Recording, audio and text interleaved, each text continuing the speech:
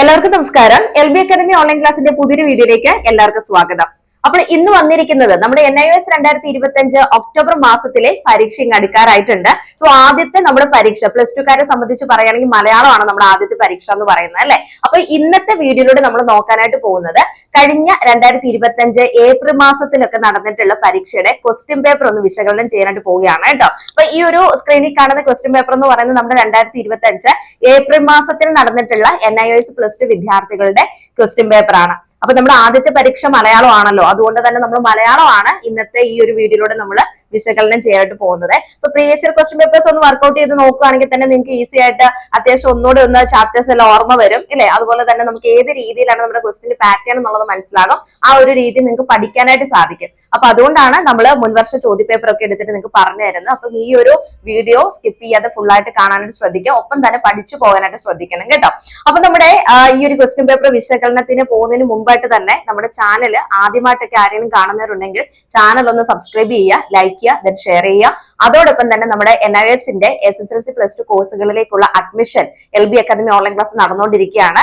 ഇപ്പോൾ അഡ്മിഷൻ എടുക്കുകയാണെങ്കിൽ അടുത്ത വർഷം ഒക്ടോബർ മാസത്തിൽ നമുക്ക് പരീക്ഷ എഴുതാനായിട്ട് സാധിക്കും. അപ്പൊ ആ ഒരു ബാച്ചിലേക്കുള്ള അഡ്മിഷനും രജിസ്ട്രേഷനും ചെയ്യേണ്ട സമയം ഇപ്പോഴാണ്. സോ എത്രയും പെട്ടെന്ന് തന്നെ നിങ്ങൾ ലോകത്ത് എവിടെയുള്ളവരാണെങ്കിലും നിങ്ങളുടെ ഈ ഒരു മുടങ്ങിപ്പോയ പഠനം നിങ്ങൾക്ക് LB അക്കാദമി ഓൺലൈൻ ക്ലാസ് വഴി പൂർത്തീകരിക്കണമെന്ന് ആഗ്രഹം ഉണ്ടെങ്കിൽ എത്രയും പെട്ടെന്ന് തന്നെ നമ്മുടെ LBയിൽ സീറ്റ് ഉറപ്പിക്കാനായിട്ട് നോക്കുക. ഓക്കെ, അപ്പൊ താഴെ കാണുന്ന നമ്പറിൽ കോൺടാക്ട് ചെയ്ത് കഴിഞ്ഞിട്ടുണ്ടെങ്കിൽ നിങ്ങൾക്ക് കോഴ്സിനെ കുറിച്ചുള്ള കൂടുതൽ വിവരങ്ങൾ ലഭിക്കുന്നതാണ്. അപ്പൊ നോക്കിയിട്ട് നമുക്ക് ക്വസ്റ്റ്യൻ പേപ്പറിലേക്ക് കിടക്കാം. വെറും 6 മാസം കൊണ്ട് national institute of open school വഴി SSLC അല്ലെങ്കിൽ പ്ലസ് ടു കംപ്ലീറ്റ് ചെയ്യാം, അതും ഓൺലൈനായി. ബേസിക് എഡ്യൂക്കേഷൻ ഇന്ന് എത്രമാത്രം ഇമ്പോർട്ടന്റ് ആണെന്ന് നമുക്ക് എല്ലാവർക്കും അറിയാം. സോ സാഹചര്യങ്ങൾ കൊണ്ട് പഠനം പാതി വഴിയിൽ ഉപേക്ഷിക്കേണ്ടി വന്നവർക്ക് ഒരു ഗോൾഡൻ ഓപ്പർച്യൂണിറ്റിയാണ് LB അക്കാദമി നൽകുന്നത്. സ്റ്റേറ്റ് CBSE ICSE സിലബസിലെ ക്ലാസുകൾ ഞങ്ങൾ പ്രൊവൈഡ് ചെയ്യുന്നു. വർഷങ്ങളുടെ എക്സ്പീരിയൻസ് ഉള്ള അധ്യാപകരുടെ മേൽനോട്ടത്തിൽ നിങ്ങൾക്ക് പഠിക്കാം. മാത്രമല്ല PSC, UPSC, state and central government അംഗീകൃതമാണ് LB അക്കാദമിയുടെ കോഴ്സുകൾ. ഒരു അക്കാഡമിക് കംബാക്കിനായി നിങ്ങൾ തയ്യാറാണെങ്കിൽ 8 വർഷത്തെ പ്രവർത്തന പാരമ്പര്യത്തോടെ LB അക്കാദമി നിങ്ങൾക്കായി വഴിയൊരുക്കുന്നു. LB academy online classes. Contact for more details 9495808055 9207197379 Palathinkal building, Petta junction, Ernakulam. നമ്മുടെ പ്ലസ് ടു വിദ്യാർത്ഥികളുടെ മലയാളം ക്വസ്റ്റ്യൻ പേപ്പർ ആണ് നമ്മൾ ഇന്ന് ഡിസ്കസ് ചെയ്യാനായിട്ട് പോകുന്നത്. അപ്പൊ ആദ്യം തന്നെ നമ്മുടെ ആ കുറച്ച് ഇൻസ്ട്രക്ഷൻസും കാര്യങ്ങളൊക്കെ നമുക്ക് ക്വസ്റ്റ്യൻ പേപ്പറിൽ തന്നിട്ടുണ്ട്. അത് നിങ്ങൾ മനസ്സിലാക്കേണ്ട ഒരു കാര്യം, നമുക്ക് അനുവദിച്ചിരിക്കുന്ന സമയം 3 മണിക്കൂറാണ് കേട്ടോ പരീക്ഷയ്ക്ക്. അപ്പൊ 3 മണിക്കൂറാണ് നമ്മുടെ മലയാളം പരീക്ഷയ്ക്കുള്ളത്. അതുപോലെ തന്നെ 100 മാർക്കിലാണ് നമ്മുടെ പരീക്ഷ നടക്കുന്നത്. അപ്പം ഇതിൽ എങ്ങനെയാണ് മാർക്ക് വേണ്ടത്? നമുക്ക് 26 മാർക്ക് എഴുതി വാങ്ങിച്ചാൽ മതി അല്ലെ. 26 മാർക്ക് കിട്ടിക്കഴിഞ്ഞാൽ നമ്മുടെ മലയാളം പരീക്ഷ നമ്മൾ പാസ്സാണ്. അപ്പൊ 26 എന്ന് പറയുമ്പോൾ ആ 26 പ്ലസ് നമ്മുടെ അസൈൻമെന്റിന്റെ മാർക്ക് കൂടെ ചേർത്ത് 33, അതായത് 33 മാർക്കാണ് നമുക്ക് ഈ ഒരു വിഷയം പാസ്സാകുന്നതിന് വേണ്ടിയിട്ടുള്ള മാർക്ക് എന്ന് പറയുന്നത്. അത് നിങ്ങൾക്ക് മനസ്സിലായി എന്ന് വിചാരിക്കണം. ഓൾറെഡി നമ്മൾ കുറെ വീഡിയോസ് അതിനെ കുറിച്ച് ചെയ്തിട്ടുണ്ട്. 26 പ്ലസ് നമ്മുടെ TMA മാർക്ക് കൂടെ ആഡ് ചെയ്തിട്ട് 33 മാർക്കാണ് നമുക്ക് മലയാളം സബ്ജക്റ്റിന് എക്സാമിന് പാസ് ആവാൻ വേണ്ടിയിട്ടുള്ള മാർക്ക്. അപ്പൊ ഇവിടെ 33, ഇപ്പൊ അസൈൻമെന്റ് വെച്ചിട്ടില്ലാത്ത കുട്ടികളാണെങ്കിൽ നിങ്ങൾക്ക് 33 മാർക്ക് നിങ്ങൾ എഴുതി വാങ്ങിക്കേണ്ടി വരും കേട്ടോ. ഇനി അസൈൻമെന്റ് സബ്മിറ്റ് ചെയ്ത കുട്ടികളാണെങ്കിൽ നിങ്ങൾക്ക് 26 മാർക്ക് എഴുതി വാങ്ങിച്ചാൽ മതി. പിന്നെ അതേപോലെ തന്നെ ഇവിടെ ഓരോ ഇൻസ്ട്രക്ഷൻസ് നിങ്ങൾക്ക് കൊടുത്തിട്ടുണ്ട്.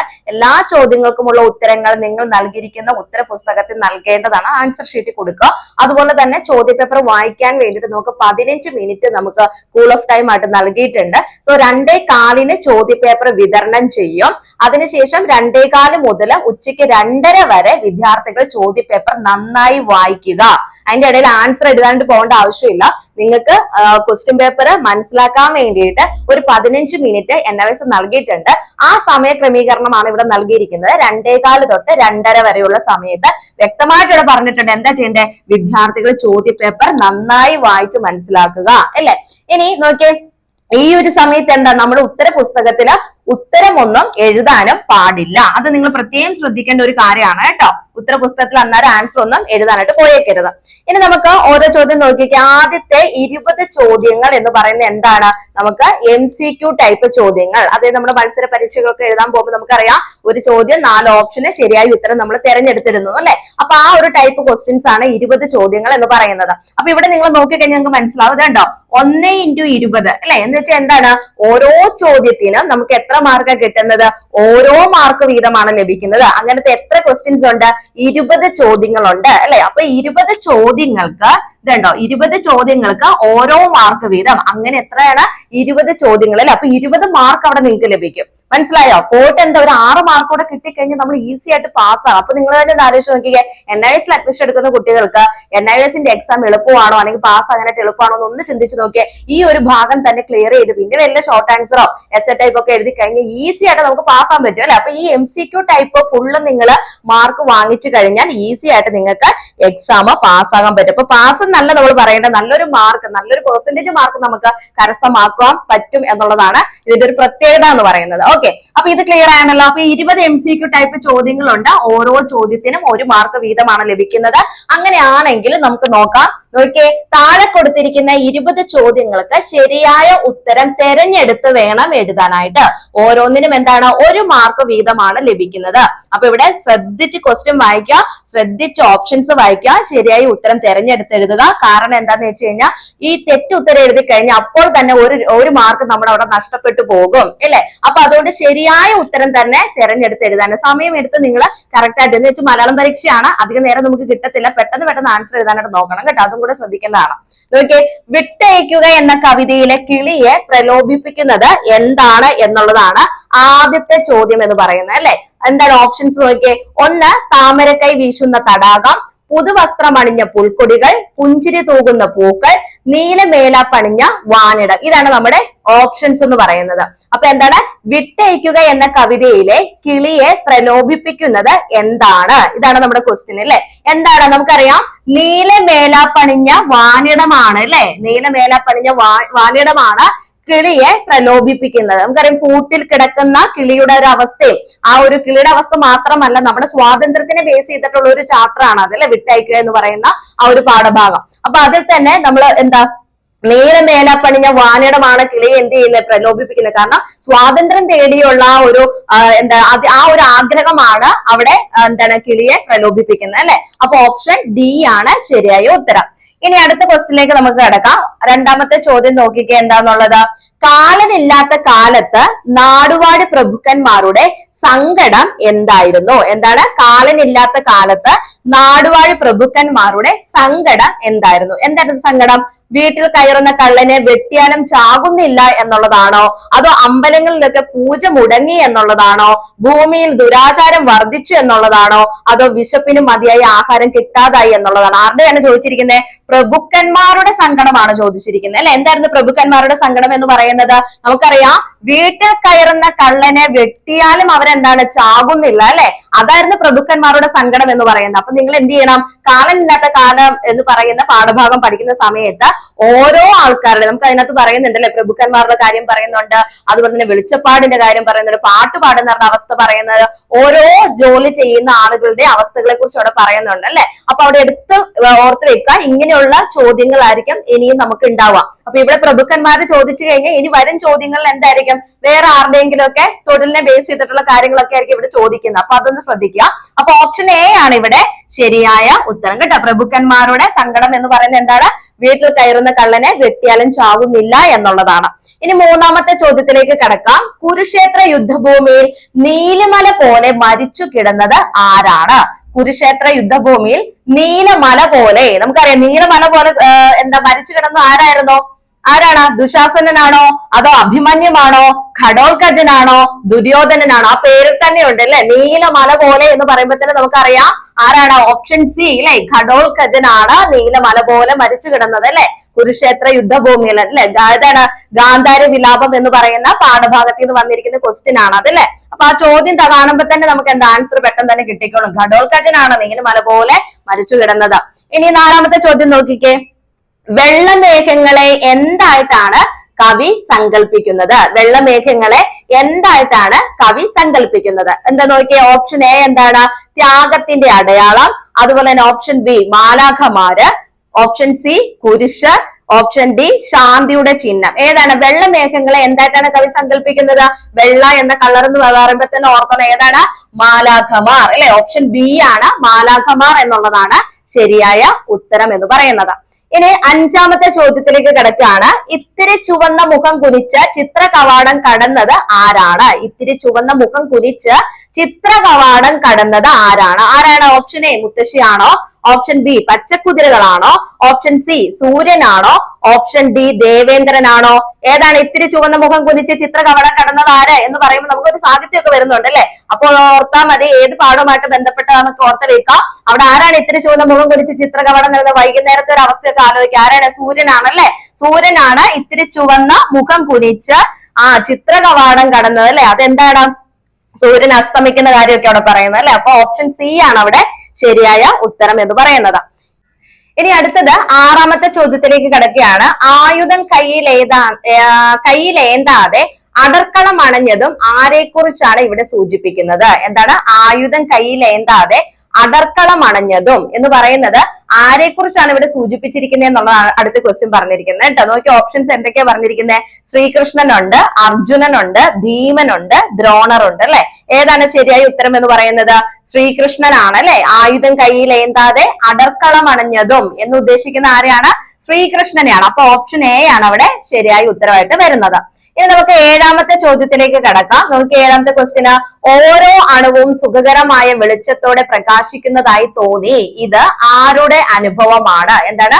ഓരോ അണുവും സുഖകരമായിട്ടുള്ള വെളിച്ചത്തോടെ പ്രകാശിക്കുന്നതായിട്ട് തോന്നി. ഇത് ആരുടെ അനുഭവമാണ്? നോക്കിക്കേ. ഓപ്ഷൻ എ നിസാർ അഹമ്മദ് ആണോ? അതോ വെള്ളായപ്പന്റെ ആണോ? അതല്ലെങ്കിൽ മാധേവനാണോ? അല്ലെങ്കിൽ കുഞ്ഞുപാത്തുമയാണോ? ആരാണ് ഓരോ അണുവും സുഖകരമായ വെളിച്ചത്തോടെ പ്രകാശിക്കുന്നതായിട്ട് തോന്നിയത്? ആരുടെ അനുഭവം അവിടെ എടുത്തു പറഞ്ഞിരിക്കുന്നത്? നമുക്കറിയാം ഓപ്ഷൻ ഡി ആണ് അല്ലെ? കുഞ്ഞുപാത്തുമ്മയുടെയാണ് ആൻസർ ആയിട്ട് വരുന്നത് അല്ലെ? ഓരോ അണുവും സുഖകരമായ വെളിച്ചത്തോടെ പ്രകാശിക്കുന്നതായിട്ട് തോന്നിയത് എന്താണ്? കുഞ്ഞിപ്പാത്തുമ്മ. ഇത് കുഞ്ഞിപ്പാത്തുമ്മയുടെ അനുഭവമായിട്ടാണ് പറയുന്നത്. ഇനി 8ാമത്തെ ചോദ്യത്തിലേക്ക് കിടക്കുകയാണ്. ഗാന്ധിജിയെ കുറിച്ചുള്ള വള്ളത്തോളിന്റെ കവിതയുടെ പേരെന്ത്? ഗാന്ധിജിയെ കുറിച്ചുള്ള വള്ളത്തോളിന്റെ കവിതയുടെ പേരെന്ത്? ഏതാണ്? ഓപ്ഷൻ എ ലോകമേ തറവാട് എന്നുള്ളതാണോ? അതോ ബി സാഹിത്യമഞ്ജരി ആണോ? സി എന്റെ ഗുരുനാഥനാണോ? അതല്ലെങ്കിൽ പ്രേമ സംഗീതമാണോ? ഓപ്ഷൻ ഡി പ്രേമ സംഗീതമാണോ? ഏതാണ് ആൻസർ ആയിട്ട് വരുന്നത്? നമുക്കറിയാം ഗാന്ധിജിയെ കുറിച്ചുള്ള വള്ളത്തോളിന്റെ കവിത എന്ന് പറയുന്നത് ഓപ്ഷൻ സി ആണ് അല്ലെ? എന്റെ ഗുരുനാഥൻ എന്നുള്ളതാണ് അല്ലെ? അപ്പൊ അത് എപ്പോഴും ചോദിക്കുന്ന ഒരു ക്വസ്റ്റ്യൻ ആണ്, റിപ്പീറ്റഡ് ആയിട്ട് ചോദിച്ചുകൊണ്ടിരിക്കുന്ന ഒരു ക്വസ്റ്റ്യൻ ആണ്. ഗാന്ധിജിയെ കുറിച്ചുള്ള വള്ളത്തോളിന്റെ കവിതയുടെ പേരാണ് എന്റെ ഗുരുനാഥൻ. ഓപ്ഷൻ സി ആണ് ശരിയായ ഉത്തരം. ഇനി 9ലേക്ക് കിടക്കുകയാണ്. 9ാമത്തെ ചോദ്യം നോക്കിയേ. മനോജിന്റെ അമ്മയുടെ കണ്ണിൽ കെട്ടിയിരിക്കുന്ന ഇഴയെടുപ്പമുള്ള വല ഏതാണെന്നാണ് കേട്ടോ. മനോജിന്റെ അമ്മയുടെ കണ്ണിൽ കെട്ടിയിരിക്കുന്ന ഇഴയെടുപ്പമുള്ള വല ഏതാണ്? ചിലന്തി വല, മീൻ വല. ഓപ്ഷൻസ് ഒക്കെ നോക്കി നമുക്ക് തന്നെ ചിരി വരും അല്ലെ? എന്തൊക്കെയാണ് തന്നെ? ചിലന്തി വല, മീൻ വല, തുണി കൊണ്ടുള്ള വല, സംശയത്തിന്റെ മാറാല. ഏതാണ്? മനോജിന്റെ അമ്മയുടെ കണ്ണിൽ കെട്ടിയിരിക്കുന്ന ഇഴയെടുപ്പമുള്ള വല ഏതാണ്? ഏതാണ് ആൻസർ ആയിട്ട് വരേണ്ടത്? ഓപ്ഷൻ ഡി ആണ് അല്ലെ? ഓപ്ഷൻ ഡി സംശയത്തിന്റെ മാറാലയാണ്. അവിടെ കൊണ്ട് ചിലന്തിയുടെ വലയെന്നൊന്നും എഴുതി വെച്ചേക്കല്ല. ഓപ്ഷൻ ഡി ആണ് സംശയത്തിന്റെ മാറാല. കാരണം അങ്ങനെ എഴുതുന്ന ആൾക്കാരെ കാണും. ഇതെന്താ?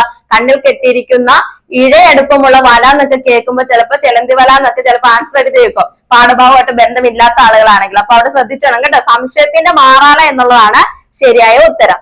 ഇനി 10ാമത്തെ ചോദ്യം നോക്കിയേ. എനിക്ക് എത്ര അമൂല്യമാണെന്ന് നിങ്ങൾക്കറിയാമോ? ഗോഖലെക്ക് അമൂല്യമായിട്ടുള്ളത് എന്താണെന്നാണ് ചോദിച്ചിരിക്കുന്നത് അല്ലെ?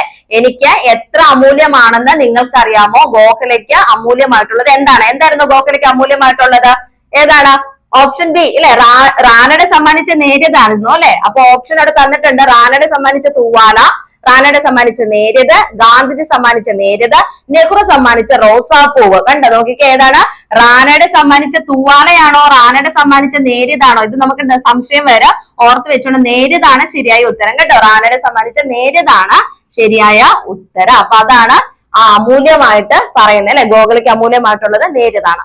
ഇനി അടുത്ത ക്വസ്റ്റ്യന് 11 എന്താണ്? ഉതുപ്പാന്റെ കിണറിനെ കുറിച്ച് ഇപ്പോഴും മറക്കാത്തവർ ആരാണ് എന്നാണ് ചോദിച്ചിരിക്കുന്നത്. ആരാണ്? ഓപ്ഷൻ എ വെള്ളം കോരി കുടിച്ച വീട്ടമ്മമാരാണോ? വാഹനം കഴുകുന്ന ആൾക്കാരാണോ? അതോ കിണറ്റിൽ കല്ലിട്ട് കളിക്കുന്ന കുട്ടികളാണോ? അതോ കന്നുകാലികളെ കുളിപ്പിക്കുന്ന നാട്ടുകാരാണോ? ആരാണ്? ഓപ്ഷൻ സി ആണ് അല്ലെ? അതായത് ഇപ്പോഴും ആ ഒരു കിണറ്റില് കല്ലിട്ട് കളിക്കുന്ന കുട്ടികളാണ് എന്താണ്? ഉതുപ്പാന്റെ കിണറിനെ കുറിച്ച് ഇപ്പോഴും ഓർത്തുകൊണ്ട് അല്ലെങ്കിൽ മറക്കാതെ ഇരിക്കുന്ന ആളുകൾ അല്ലെ? അപ്പൊ ഓപ്ഷൻ സി ആണ് അവിടെ ശരിയായ ഉത്തരം. ഇനി 12ാമത്തെ കടൽ തീരത്ത് എന്ന കഥയിലെ പാറാവുകാരന്റെ ഭാവമാറ്റത്തിന് നിമിത്തമായത് എന്താണ്? എന്താണ്? കടൽ തീരത്ത് എന്ന കഥയിലെ പാറാവുകാരന്റെ ഭാവമാറ്റത്തിന് നിമിത്തമായത് എന്താണ്? ഇപ്പൊ ഇവിടെ ഒരു ജമീൽ എന്ന് പറഞ്ഞത് നമുക്ക് ക്വസ്റ്റിൽ എന്തോ മിസ്റ്റേക്ക് വന്നിരിക്കുന്നതാണ് കേട്ടോ. അപ്പൊ ഇത്ര ഓർക്കാതെ കടൽ തീരത്ത് എന്ന കഥയിലെ പാറാവുകാരന്റെ ഭാവമാറ്റത്തിന് നിമിത്തമായത് എന്താണ്? അതാണ് നമ്മുടെ ക്വസ്റ്റ്യൻ കേട്ടോ. അപ്പൊ എന്താണ് അത്? മരണക്കുറിപ്പ് കണ്ടതാണോ, അവസാനത്തെ കത്ത് കണ്ടതാണോ, അതോ വെള്ളായപ്പന്റെ കണ്ണുനീരാണോ, വെള്ളായപ്പന്റെ കയ്യിലെ പൊതിച്ചോറാണോ? ഏത് ആൻസർ വരേണ്ടത്? മരണക്കുറിപ്പ് കണ്ടതാണ് അല്ലെ? ഓപ്ഷൻ എ ആണ് അല്ലെ? കടൽ തീരത്ത് എന്ന കഥയിലെ പാറാവുകാരന്റെ ഭാവമാറ്റത്തിന്റെ നിമിത്തമായത് എന്താണ്? ആ മരണക്കുറിപ്പ് കണ്ടതാണ് അല്ലെ? അപ്പൊ ഓപ്ഷൻ എ ആണ് അല്ലെ ശരിയായ ഉത്തരം. ഇനി 13 നോക്കിയേ. സാഹിത്യാസ്വാദനത്തിനും വിശകലനത്തിനും പ്രാധാന്യമുള്ള ഏതിന് എന്നാണ് ലേഖകന്റെ അഭിപ്രായം? എന്താണ്? സാഹിത്യാസ്വാദനത്തിലും വിശകലനത്തിലും പ്രാധാന്യമുള്ള ഏതിനെന്നാണ് ലേഖകന്റെ അഭിപ്രായം? സാഹിത്യ വിമർശനമാണോ, സാഹിത്യ വിശകലനമാണോ, ഇനി സാഹിത്യ നിരൂപണമാണോ, സാഹിത്യ ആസ്വാദനമാണോ? ഏതാ ശരിയായിട്ടുള്ള ഉത്തരം എന്ന് പറയുന്നത്? സാഹിത്യ നിരൂപണമാണ് അല്ലെ? സാഹിത്യ നിരൂപണമാണ് സാഹിത്യ ആസ്വാദനത്തിനും വിശകലനത്തിനും പ്രാധാന്യമുള്ളത് അല്ലെ? സാഹിത്യ ആസ്വാദനത്തിനും വിശകലനത്തിനും പ്രാധാന്യമുള്ളത് എന്താണ്? സാഹിത്യ നിരൂപണമാണ്. അപ്പൊ ഓപ്ഷൻ സി ആണ് അവിടെ ശരിയായ ഉത്തരം. ഇനി 14 വാർദ്ധക്യത്തിലെ അവശതകളും അവിവേകങ്ങളും പ്രമേയമായിട്ടുള്ള ഒരു കഥയാണ് ഏതെന്ന് പറയുന്നത്? പൊന്നൊരുക്കുകയാണെന്ന് പറയുന്ന കഥയാണോ, ഉതുപ്പാന്റെ കിണറാണോ, ഇനി കടൽ തീരത്ത് എന്ന് പറയുന്നത് എന്താണ് കഥയാണോ, ഇനി അതോ കർണപർവം എന്ന് പറയുന്ന കഥയാണോ? ഏതാണ്? വാർദ്ധക്യത്തിലെ അവശതകളും അവിവേകങ്ങളൊക്കെ പ്രമേയമായിട്ടുള്ള കഥ എന്ന് പറയുന്ന ഏതാ? ഡി അല്ലെ? കർണപർവമാണ് അല്ലെ? കർണപർവമാണ് വാർദ്ധക്യത്തിലെ അവശതകളും അവിവേകങ്ങളും പ്രമേയമായിട്ടുള്ള കഥ എന്ന് പറയുന്നത് അല്ലെ? ഓർമ്മയുണ്ടെന്ന് വിചാരിക്കുന്നു. അപ്പൊ ഇത് നമ്മൾ ക്വസ്റ്റ്യൻസ് മാത്രമേ ഡിസ്കസ് ചെയ്ത് പോകുന്നുള്ളൂ. ഇനി ഇതിന്റെ റിവിഷൻ ഒക്കെ വരും കേട്ടോ. അത് വേറെ ആയിട്ടുള്ള രീതി നമ്മൾ ചെയ്യും. ഇനി 15 പുന്നല്ലരി ചോറിന്റെ ഗന്ധം ഉള്ളത് എന്തിനായിരുന്നു? പുന്നല്ലരി ചോറിന്റെ ഗന്ധം ഉള്ളത് എന്തിനായിരുന്നു? കുങ്കുമപ്പൂവിനാണോ, കണ്ണാന്തളിപ്പൂവിനാണോ, കോളാമ്പിപ്പൂവിനാണോ, ഓണസദ്യക്കാണോ? ഏത് ആൻസർ വരേണ്ടത്? ഓപ്ഷൻ ബി അല്ലെ? കണ്ണാന്തളിപ്പൂക്കളിനാണ് എന്ത് വരുന്നത്? പുന്നല്ലരിച്ചോറിന്റെ ഗന്ധമുള്ളത് അല്ലെ? അപ്പൊ ഓപ്ഷൻ ബി ആണ് അവിടെ ശരിയായ ഉത്തരം വരുന്നത്. ഇനി അടുത്ത 16 പാശ്ചാത്യ ലോകത്തിന്റെ സാംസ്കാരിക പ്രഭാവം എവിടെ നിന്നായിരുന്നു? പാശ്ചാത്യ ലോകത്തിന്റെ സാംസ്കാരിക പ്രഭാവം എവിടെ നിന്നായിരുന്നു? ഏതാണ്? റോമ, ഏതൻസ്, ഗ്രീസ്, മെസപ്പൊട്ടാമിയ. ഏതായിരുന്നു ശരിയായിട്ടുള്ള ആൻസർ എന്ന് പറയുന്നത്? ഗ്രീസ് ആണ് അല്ലെ? ഗ്രീസ് ആണ്. പാശ്ചാത്യ ലോകത്തിന്റെ സാംസ്കാരിക പ്രഭാവം എവിടെ നിന്നായിരുന്നു? ഗ്രീസിൽ നിന്നായിരുന്നു അല്ലെ? ഇനി 17ലേക്ക് നോക്കിയേ. താഴെ പറയുന്നവരിൽ അനുപ്രാസമുള്ള കടങ്കഥ ഏതാണ്? അപ്പൊ അതൊക്കെ നമ്മുടെ കടങ്കഥയുടെ വ്യാകരണം എന്ന് പറയുന്ന പാഠഭാഗത്തിൽ നിന്ന് വന്നിരിക്കുന്ന ക്വസ്റ്റ്യൻ ആണ്. ഏതാണ് അനുപ്രാസമുള്ള കടങ്കഥ? മുറ്റത്തെ ചെപ്പിനടപ്പില്ല എന്നുള്ളതാണോ, ഇനി കിക്കിലുക്കും കിലുകിലുക്കും ഉത്തരത്തിൽ ചത്തിരിക്കും എന്നുള്ളതാണോ, അതോ ഇനി ഏതാണ് കട കത്തിച്ചു തല കുത്തിച്ചു എന്നുള്ളതാണോ, അപ്പത്തിൽ കൂടും അടയിൽ കൂടില്ല എന്നുള്ളതാണോ? ഏത് ആൻസർ ആയിട്ട് വരേണ്ടത്? ഏതാ? 17 സി ആണ് അല്ലെ? അനുപ്രാസമുള്ള കടകഥ എന്ന് പറയുന്നത് കട കത്തിച്ചു തല കുത്തിച്ചു എന്ന് പറയുന്നതാണ് അല്ലെ? അപ്പൊ അനുപ്രാസത്തെ കുറിച്ചൊക്കെ ഉള്ളത് നമ്മൾ ഇനിയിപ്പം വരും ദിവസങ്ങളിലെ റിവിഷനിൽ നമ്മൾ പറഞ്ഞു തരും കേട്ടോ. എന്താണ് അനുപ്രാസം എന്ന് പറയുന്നതൊക്കെ എന്നുള്ളത് പറഞ്ഞു തരുന്നതായിരിക്കും. ഓക്കെ. ഇനി 18 സബർമതി ദൂരെയാണ് എന്ന നാടകത്തിലെ കഥാപാത്രം അല്ലാത്തതാണ് ചോദിച്ചിരിക്കുന്നത്. ശ്രദ്ധിച്ചു നോക്കണം, കഥാപാത്രം അല്ലാത്തതാണ് ചോദിച്ചിരിക്കുന്നത്. സബർമതി ദൂരെയാണ് എന്ന നാടകത്തിലെ കഥാപാത്രം അല്ലാത്ത ആരാണ്? ഗാന്ധിജി ആണോ, ദേവനാണോ, ശാന്തിയാണോ, അതോ വേണു ആണോ? ആരാണ്? ഗാന്ധിജി അല്ലെ? 18 ഗാന്ധിജിയാണ് സബർമതി ദൂരെയാണ് എന്ന് പറയുന്ന ആ ഒരു നാടകത്തിലെ കഥാപാത്രമാണ് ചോദിച്ചിരിക്കുന്നത് കേട്ടോ. അത് ശ്രദ്ധിച്ചോണേ. ആ ഒരു നാടകത്തിലെ കഥാപാത്രം അല്ലാത്ത ഗാന്ധിജിയാണ് അല്ലെ? അപ്പൊ 18. ഇനി 18ന്റെ ആണ് മനസ്സിലായി. ഇനി 19 എന്താ? ദേവേന്ദ്രൻ എന്തിനാണ് ഭൂമിയിൽ വന്നത്? ദേവേന്ദ്രൻ എന്തിനാണ് ഭൂമിയിൽ വന്നത്? എന്തിനാ ദേവേന്ദ്രൻ ഭൂമിയിൽ വന്നത്? മഴ പെയ്യ്ക്കുന്നതിന് വേണ്ടിയിട്ടാണോ, ഇനി അതല്ല ഈ പറഞ്ഞ പോലെ ഭൂമിയിൽ മരണം ഉണ്ടാക്കുന്നതിന് വേണ്ടിയിട്ടായിരുന്നോ, അതോ കാലന്റെ തപസ് മുടക്കുന്നതിന് വേണ്ടിയിട്ടാണോ, ഭൂമിയിൽ മരണമില്ലാത്ത അവസ്ഥയ്ക്ക് പരിഹാരം തേടിയാണോ വന്നത്? എന്തിനാ ദേവേന്ദ്രൻ ഭൂമിയിലേക്ക് വന്നത്? എന്തിനായിരുന്നോ? ഏതാ? ഭൂമിയിലെ മരണമില്ലാത്ത അവസ്ഥയ്ക്ക് പരിഹാരം തേടിയാണ് അദ്ദേഹം എന്തിനു വന്നത്? ഭൂമിയിലേക്ക് വന്നത് അല്ലെ? അപ്പൊ ഓപ്ഷൻ ഡി ആണ് ശരിയായ ഉത്തരം. ഇനി ഏറ്റവും അവസാനത്തെ, അതായത് MCQലെ ഏറ്റവും അവസാനത്തെ ചോദ്യത്തിലേക്ക് നമ്മൾ കടക്കുകയാണ്. 20ാമത്തെ ചോദ്യം അല്ലെ? നമ്മുടെ പുരാണങ്ങളുമായും നാട്ടുപഴമകളുമായും ബന്ധപ്പെട്ട് സമൂഹ മനസ്സിൽ ഉറച്ചുപോയ സങ്കല്പത്തിന്റെ പേരെന്താണ്? നമ്മുടെ പുരാണങ്ങളുമായും നാട്ടുപഴമകളുമായും ബന്ധപ്പെട്ട് സമൂഹ മനസ്സിൽ ഉറച്ചുപോയ സങ്കല്പത്തിന്റെ പേരെന്താ? എന്താണ്? മിത്താണോ, ആചാരമാണോ, അനുഷ്ഠാനമാണോ, വിശ്വാസമാണോ? ഏതാ? ഓപ്ഷൻ സി ആണ് അല്ലെ, അനുഷ്ഠാനമാണ് ശരിയായിട്ടുള്ള ഉത്തരം എന്ന് പറയുന്നത്.